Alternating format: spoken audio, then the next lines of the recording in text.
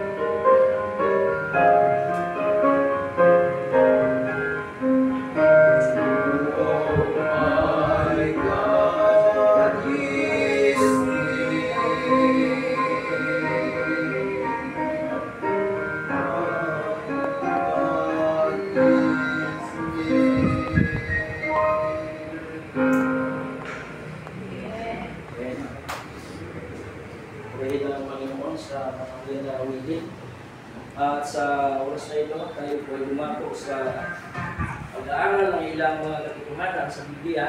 Bago po yan, tayo ay po at manalangin. Let's pray. Panginoon, nagpapasalamat po kami sa mga oras na ito. Alam po namin, O Diyos, na ikaw ay mayroong layunin, mayroong plano sa gabi nito, Panginoon.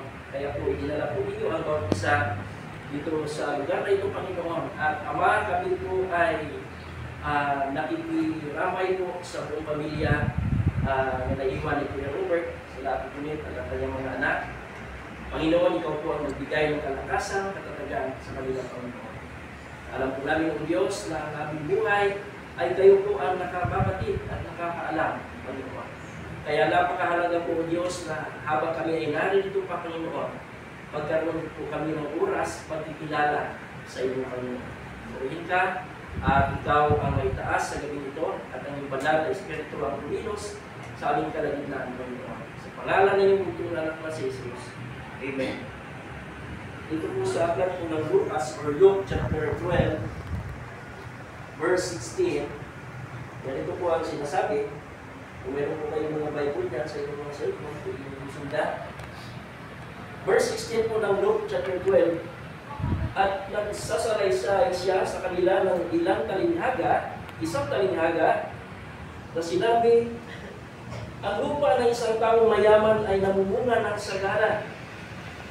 At iniisip niya sa sarili na sinasabi, ano ang gagawin ko sapagkat wala akong mapaglagyan ng aking mga inaaning bunga.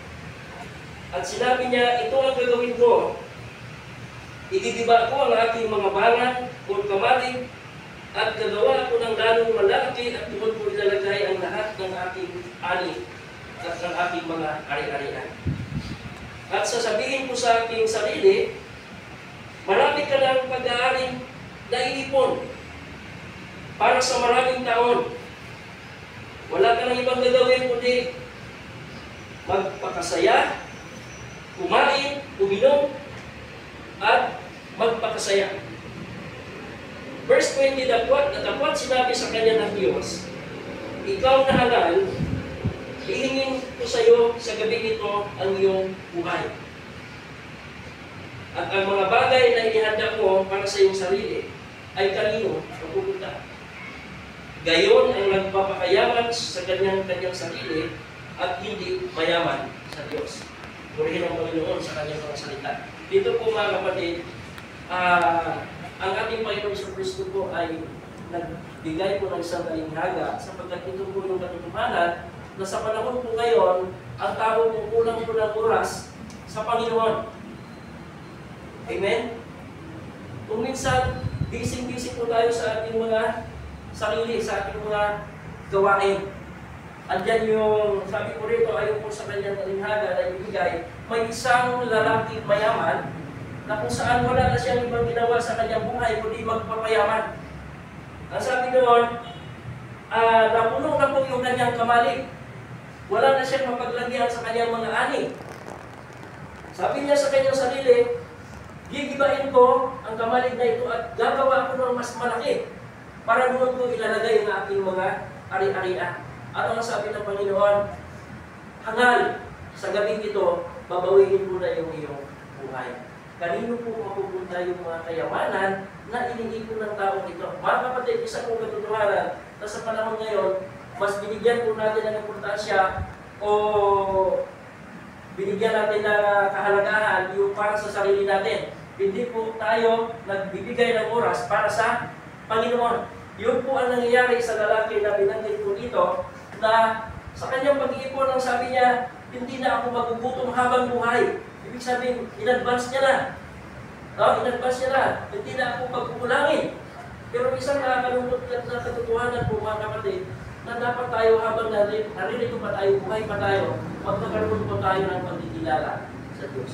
Magkaroon po tayo ng oras para sa Panginoon. Amen? So napakahalaga po yun. Ang sabi niya, sinabi niya ito, ang gagawin ko, gigibayin ko lahat ng aking kamalig at magpapatayo ako ng mas malaki para doon ko ilagay ang aking mga ari-arian. Siguro yung mga ari-arian, may mga kutse, may mga ano kung ano-ano. Kasi lahat na po binanggit doon. Pero ang nakakalungkot po na isipin, minsan sa kanyang isip, sa kanyang buhay, hindi po sumagi sa kanyang isipan na magkaroon po ng oras para sa Panginoon. Ang buhay po natin mga kapatid, hindi po natin hawak. Naniwala po kayo doon? Hindi po natin alam. Si Kuya Robert po, kailan lang, nagkikwentuhan kami. Ayan, yung mga kasama namin. Nagkikwentuhan kami. Alam niyo po, napakalapit po ito sa amin at saka yung buong pamilya niya. Kasi mayroon po silang munting tindahan. Meron po silang maliit na tindahan ng soft drinks. Doon po kami tumatakbo, may mga tinapay. Kapag kami po ay nagugulong. Kaya po, kapamilya na po namin ito. No? Yan po ang totoo. Kaya napakalapit po sa amin. Kailan lang po, nagkikwentuhan kami, nagbibiruan kami, pero nalaman namin, nagpupus po siya dito net, wala na po si Kuya Robert. Ibig sabihin po mga kapatid, ang buhay po natin, hindi natin hawak. Ngayon, no? Kung sumapit po ang ganitong pagkakataon, dapat po naging handa po tayo. Kilala po natin, nagbigay po tayo ng oras para sa Panginoon, at kikilalanin natin ang Diyos na may bigay sa atin ng buhay. No? Sa paano paraan? Magkakaroon po tayo ng panahon at oras para sa Panginoon. Hindi po yung puro trabaho, hindi po yung busy tayo sa lahat ng bayan. Pero ang pagkakaroon ng oras sa Panginoon ay kinakalimutan po natin. Napakahalaga po yun, no? Yan po yung mga katotohanan. At sinasabi nito, at sasabihin po sa ating sarili, marami ka lang pag-aaring naiipon para sa mahabang panahon, maraming taon. Wala na akong ibang gagawin, kundi magpakasaya, uminom, kumain. No? Natapot sinabi sa kanya ng Diyos, ikaw na hangal, sa gabing ito, babawiin ko rin ang iyong buhay. Saan mapupunta yung pinaghirapan mo? Saan mapupunta yung pinagsisikapan mo? Kung wala ang Panginoon sa atin, verse 24. Amen? Kaya po sa gabing ito, kung gusto natin kilalanin ang ating Panginoon sa Kristo, na nagbibigay sa atin ng buhay, na nagbibigay sa atin ng kalakasan, lahat po na meron tayo mula po sa Panginoon. Wala po tayong pagmamayari, no? Kaya po, habang tayo ay buhay, habang tayo ay malakas pa, why not na hindi natin ibibigay yung oras para sa Panginoon at kilalanin po natin. Amen po? Amen. Kasi po hindi po natin hawak. Kung mapapansin po niyo yung sementeryo, iba-iba po yung sugat na picture. Diba? Ibig sabihin mo lang pinipili. May bata, may teenager, may matanda. So hindi po natin hawak. So kailan po natin ibibigay yung buhay natin para sa Panginoon? Ngayon na tayo ay malakas pa. Ngayon na tayo ay nakakalakad, nakakapagsalita, kung ano pa man natin ginagawa. So isang hamon po, isang challenge po sa bawat isa sa atin. Kung gusto po natin makamtan yung kaligayahan sa Panginoon po natin yan makikita. Amen? Hindi po yung mga kayamanan na may tayo. Yung kung binibili natin bagong washing machine, hindi natin alam. Mamaya, sino man ng kukunin ng Panginoon, sayang yung washing machine. Iiwan mo sa mga anak kung minsan nag-aaway-aaway ba yung mga anak. No? Napakahalaga po mga kapatid na tayo ay pagkakaroon ng pagkakilala, pagbibigay, pagdala ng oras para sa Panginoon. So isang hamon po sa gabi nito mga kapatid, kung nais nyo magkamit ng buhay na walang hanggan, ito po ay matatagpuan sa ating Panginoon Kristo. Ano po ang sabi? Ang sabi po ng John 14 verse 6, I am the way, the truth, and the life. Ako ang daan. Wika ni Jesus, ako ang daan, ako ang buhay, ako ang katotohanan. Walang makakaparoon sa Ama kundi sa pamamagitan niya. So ibig sabihin po, ang ating Panginoon Kristo po ang daan para po magkaroon tayo ng buhay na walang hanggan. Ano po sabi ng John 3:16? Sapagkat gayon na lamang ang pag-ibig ng Diyos sa sanlibutan.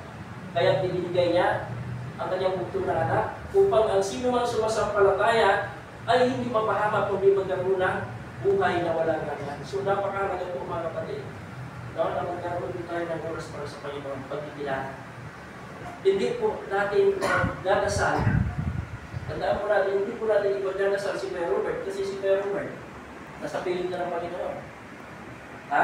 Isang malaking natumanan po, si Lazaro at yung mayaman, namatay, pares namatay.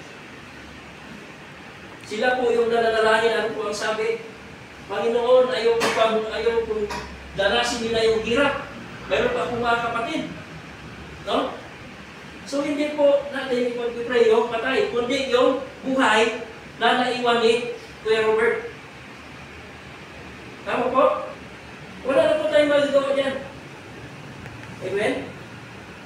Wala na po tayong magagawa dyan.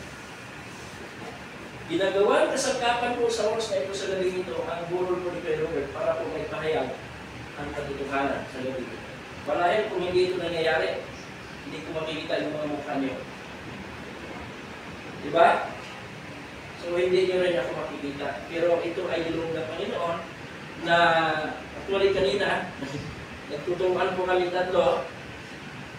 Sayang yung pagkakataon na ito po yung time na maibahagi ang katotohanan patungkol po sa Biblia. So wala po kaming dalang mga ano dahil hindi po namin alam na magkaroon po ng gawain ng ganito. Pero ito ay kalooban ng Panginoon. No? Naniniwala po kayo doon? Ito ay kalooban ng Panginoon. At nawa sa mensahe na salita ng Diyos na ating narinig, mga kapatid, magkaroon po kayo ng pagdinilay-dilay na napakahalaga po pala ang magbibigay, magdaan ang oras para sa Panginoon habang tayo ay malakas at tumayo. Amen? Kapag ganito na po ang sinabi natin, wala na po tayo ito. No? Nakakalungkot mag-isipin, siyempre, bilang tao, nakakalungkot isipin. Ako rin po ay namatayan din po ng anak. Grabe yung lungkot talaga na nararamdaman. Pero sa kabila ng lahat, ang Diyos ang magbibigay ng kaaliwan sa atin. Ang Diyos po ang magpapalakas sa atin. Amen? So sa gabing ito, ang nais po ng Diyos ay magkaroon tayo ng pagkikilala sa paanong paraan. Tanggapin po natin ang ating Panginoon sa Kristo sa ating buhay bilang Diyos at tagapagligtas. Ngayon po, ang sabi po ng Revelation 3:20, ako'y kumakatok, ako'y nasa labas ng pintuan, ako'y kumakatok, kung ako ay pagbubuksan, ako'y papasok, at makakasalo mo akong takain. Gusto po ba natin yon? Ngayon po, ang gusto ng Panginoon, ang kaligtasan po ay ino-offer po ng Diyos, libre po. Libre po ang kaligtasan. Nasa iyo po yun. Kapag ikaw ay binibigyan ng isang regalo, ano po ang mararamdaman mo? Masaya ka. Pero pag ang regalong ito ay hindi ko tinanggap at hindi ko sabihin na natin, tinanggihan mo. For example, ako ay nagbibigay ng regalo kay Ruth. Nagbibigay ako ng regalo kay Ruth. At inayawan niya, ano kayo mararamdaman ko? Di ba? Malungkot, masasaktan. Ganun din po ang Diyos. Ang Diyos po, ang ating Panginoon sa Kristo po ay binigay po ang kanyang buhay. Ipinanganak siya para sa atin, namatay siya para sa atin, muling binuhay para sa atin. So ang ino-offer po ay yung salvation po. No? At sabi ko, ang sino mang sumasampalataya ay magkakaroon ng ay hindi mapahamak at magkaroon ng buhay na walang hanggan. So sa gabi ito mga kapatid, nasa inyo po yung pagpapasya, nasa inyo yung desisyon, kung tanggapin po natin ang ating Panginoon sa Kristo sa ating puso, sa ating buhay bilang Diyos at tagapagligtas. Kung kayo po ay nagdidesisyon sa gabi nito, sumunod po kayo sa panalangin, tayo po ay manalangin. Panginoong Hesus, ako po ay lumalapit sa iyong banal na harapan, nagpapakumbaba, nagpapasiyasat ng aking puso. Ako po'y nagpapasalamat, Panginoon, na sa gabing ito, na ihayag po ang katotohanan. Kailangan po kayo, Panginoon. Kaya sa mga oras na ito, tinatanggap kita, O Diyos, bilang Diyos at tagapagligtas ng aking buhay. Simula ngayon, Panginoon, ibinubukas ko ang aking puso at ikaw ay tinatanggap ko bilang tagapagligtas ng buhay ko. Salamat na kilang Diyos. Inabot mo ako, inilala mo ako, Panginoon. Kaya ako ay nagpapasalamat. at nagpupuri sa iyong kabutihan at kadakilaan. Sa pangalan ng iyong bugtong na anak na si Jesus. Amen. Amen. Purihin po ang Panginoon. Tayo po ay ipanalangin po natin yung mga mahal sa buhay ni Kuya Robert na pagkatatag po. Ibay, sa kabila po ng kanyang pagkawala bilang atawang lupa, ay ang mga alaala, na alaala yung kabutihan. Kilala ko po ito, napakabait po nito ni Kuya Robert. Ang payo lang po namin ay magpatuloy sa habang ng buhay.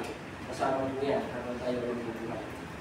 So, kapit tiwala sa Panginoon. Amen.